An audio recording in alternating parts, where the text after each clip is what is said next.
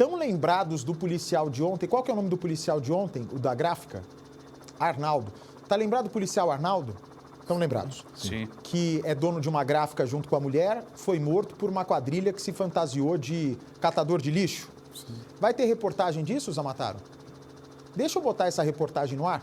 Vocês acreditam que a suspeita da polícia... Ontem eu falei no fim do programa que a mulher chorou no velório, mas na hora que soube da morte do marido não demonstrou nenhum tipo de tristeza, de emoção. E ela teria um caso, presta atenção, ela teria um caso com o atirador. Tá bom pra você ou não? Ela teria um envolvimento amoroso com o atirador. Então, ontem, o que parecia ser um crime de mando patrimonial para ter acesso aos bens do marido, agora já tem um outro contorno. Vira um crime passional. Ela teria decidido com o amante matar o policial para ter o caminho livre para ficar com o amante e provavelmente para botar a mão no dinheiro do policial. Tanto que ela foi perguntar no dia seguinte da morte como é que faz para receber o salário do marido. Deixa eu ver a reportagem aí, na sequência eu volto com vocês, Anqueta. As imagens do velório de Arnaldo. E a então viúva, no cortejo, acima de qualquer suspeita. Alguém que estava sendo amparado pelos familiares após perder o marido.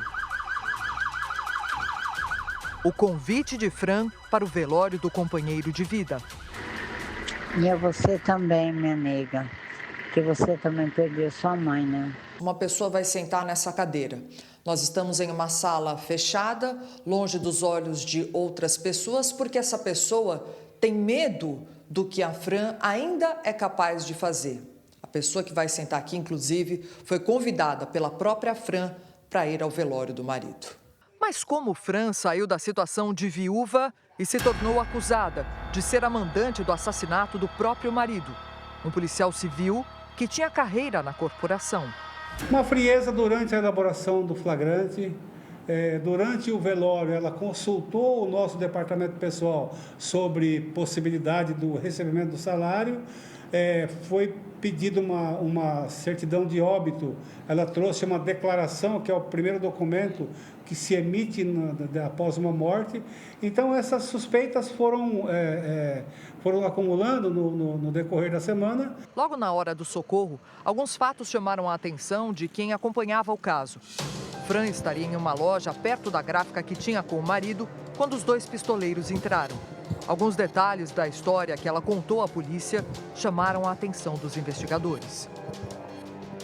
A suspeita, desde o dia dos acontecimentos, por algumas atitudes que ela tomou durante a elaboração do auto de prisão em flagrante. Por exemplo, ela, de pronto, ela não reconheceu. Não é que ela não reconheceu. Ela disse que aquele rapaz que saiu na porta não estava no local do crime, não era o que foi apresentado aqui. Então, isso foi a primeira suspeita, porque ela teve de frente a frente com ele. E ela simplesmente alega que ele cobriu. Eu não reconheço porque ele cobriu o rosto com um papelão. Tá aí, pelas imagens que nos foi apresentada, em nenhum momento existiu esse papelão, o fato de esconder o rosto, tá?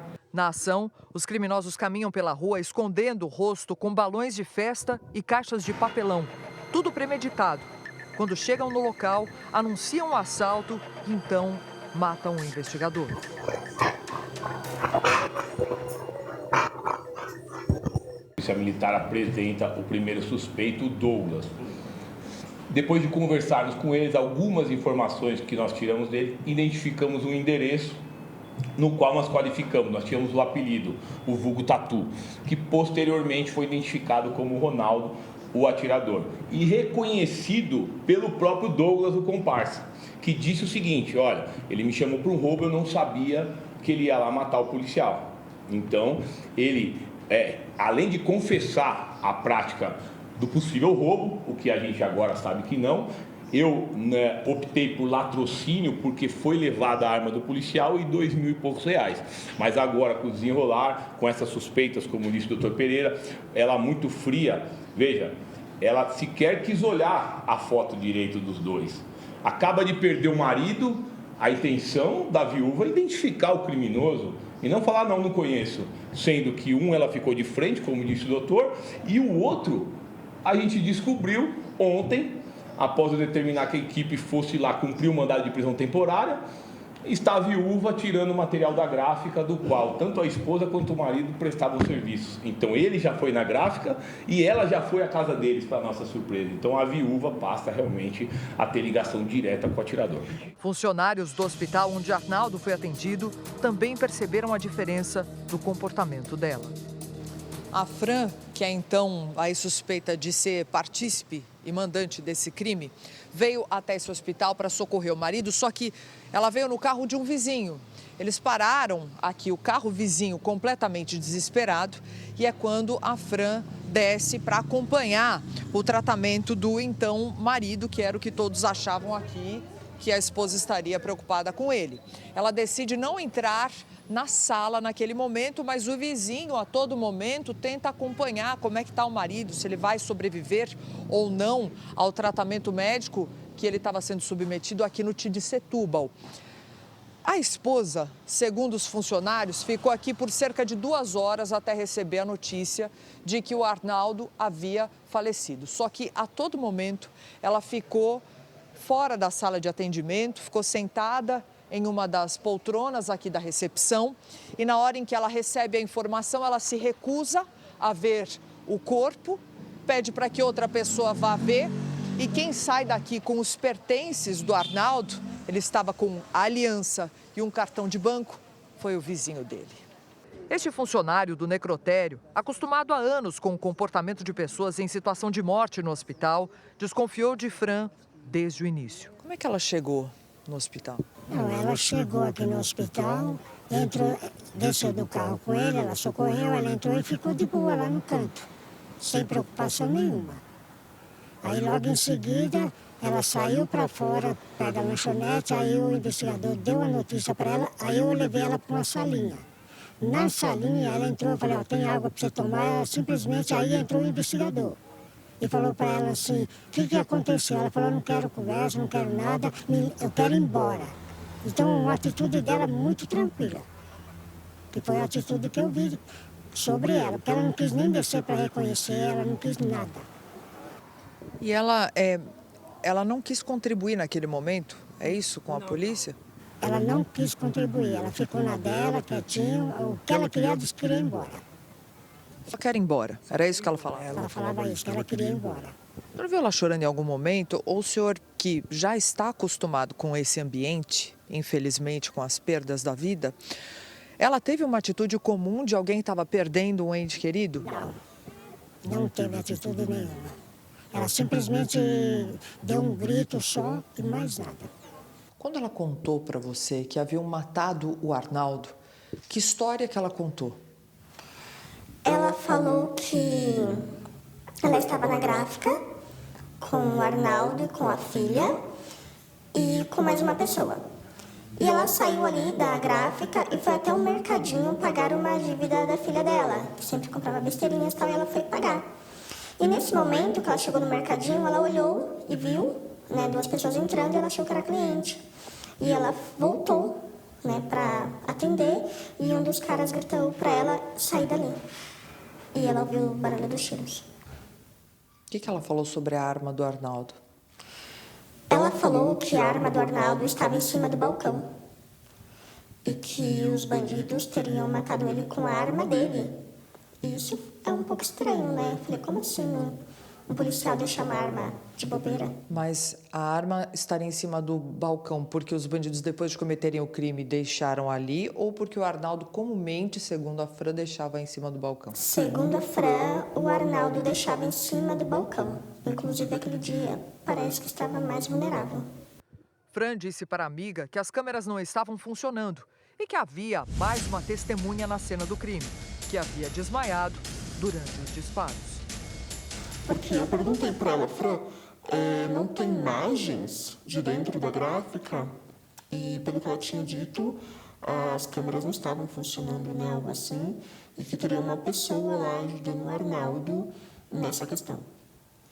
Ela conhecia, se ela reconheceu falando que eram 2 clientes que estariam entrando, você acredita que de alguma maneira ela quis dizer que ela conhecia aquelas pessoas que estavam entrando na gráfica?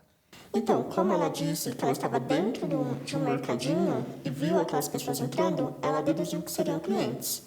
E que por isso ela tinha ido até lá e eles mandaram ela voltar. Ela deduziu que seriam clientes. Porque, na verdade, ela conhece um dos 2. Né?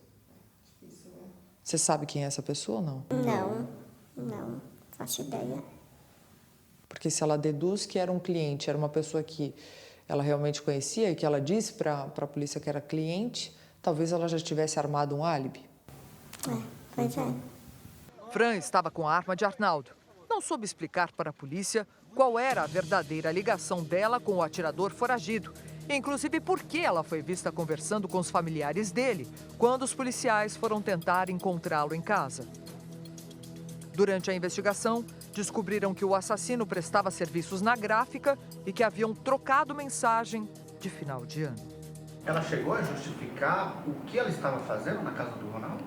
Sim, disse que conhecia a esposa, que o material estava retirando, não sabe o motivo por quê, logo depois dos fatos. Tem mais um agravante, nós ouvimos a pessoa que estava com ela, que virou uma testemunha, dizendo que no caminho, no trajeto, ela disse: olha, estamos indo na casa do rapaz que matou o meu marido. Quer dizer, não é algo comum. E a pessoa também ficou assim e foi ouvida ontem. Tem mais. Com a apreensão do celular dela e com a devida autorização, nas conversas de WhatsApp tem um áudio dela para a mulher, a Camila, a mulher do atirador, do Ronaldo vulgo Tatu. Olha, acorde o seu marido que eu quero falar com ele antes do ano novo. E depois tem um áudio dele cumprimentando ela no dia 31 de dezembro. Feliz ano novo para você, para o seu marido. Olha, cumprimentou até a vítima. Mas por que ela teria mandado matar o marido? Interesse? Traição? Qual a motivação para o crime? O comparsa do atirador, Douglas Cabral, foi preso e segue à disposição da justiça. Já Ronaldo da Silva segue foragido com a prisão decretada.